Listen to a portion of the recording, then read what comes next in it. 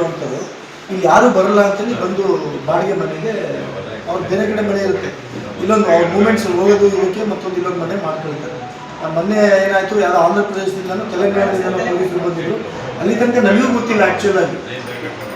ಅವ್ರು ಬಂದಾದ್ಮೇಲೆ ನನ್ನ ಹತ್ರ ಬಂದರು. ಅವರು ಸರ್ ಹೀಗಾಗಿದೆ ಅಂತ ಹೇಳಿದ್ಮೇಲೆ ನಾನು ಬಂದು ಆ ಸ್ಪಾಟ್ ಎಲ್ಲ ನೋಡಿ ಅವ್ರ ಬಗ್ಗೆ ವಿಚಾರ ಮಾಡಿದ್ಮೇಲೆ ಅವ್ರಿಗೆ ಗೊತ್ತಾಯಿತು. ಅವರು ಮೀನ್ಸೇನು ಈ ಕಳ್ತನದ್ದು ಆ ಥರದ್ದು ಮೈಂಡ್ಸೆಟ್ ಇರೋಂಥವ್ರು, ಅಟೆನ್ಷನ್ ಡೈವರ್ಟ್ ಮಾಡೋವಂಥ ಮನಸ್ಥಿತಿ ಇರೋವಂಥವ್ರು ಅಂತೇಳಿ ಗೊತ್ತಾದ್ಮೇಲೆ ಆ ಓನರಿಗೆ ಹೇಳಿದ್ವಿ, ಯಾವುದೇ ರೀತಿಯಾದಂಥ ಬಾಡಿಗೆಗೆ ಯಾರಾದರೂ ಬಂದರೆ ಅವ್ರ ಆಧಾರ್ ಕಾರ್ಡ್ ಕಲೆಕ್ಷನ್ನಿಂದ ಹೇಳಿ ಎಲ್ಲದನ್ನೂ ಮಾಡ್ಕೊಳ್ಳಿ, ಅದ್ರ ಜೊತೆಗೆ ಲೋಕಲ್ ಪೊಲೀಸ್ನರಿಗೆ ಒಂದು ಮಾಹಿತಿ ಕೊಡಿ ಅಂತ.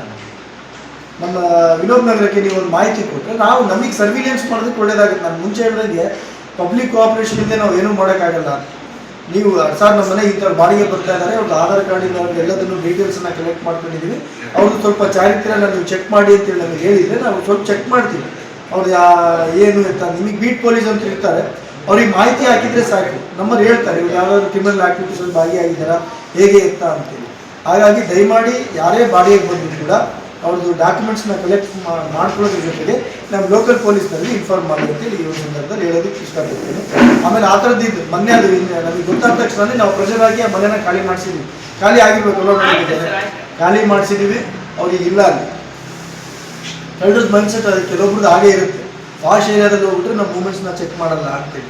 ಆಮೇಲೆ ಅವ್ರೇನು ಮಾಡ್ತಾ ಇರ್ತಾರೆ, ತಿಂಗಳಿಗೋ ಅಥವಾ 15 ದಿನಕ್ಕೂ ಒಂದೊಂದು ಸಿಮ್ನ ಚೇಂಜ್ ಮಾಡ್ತಾನೆ ಇರ್ತಾರೆ ಅವರು. ಅದ್ರ ಬಗ್ಗೆನೂ ನಿಮಗೆ ನಾಲೆಡ್ಜ್ ಇರಬೇಕು ಓನರಿಗೆ.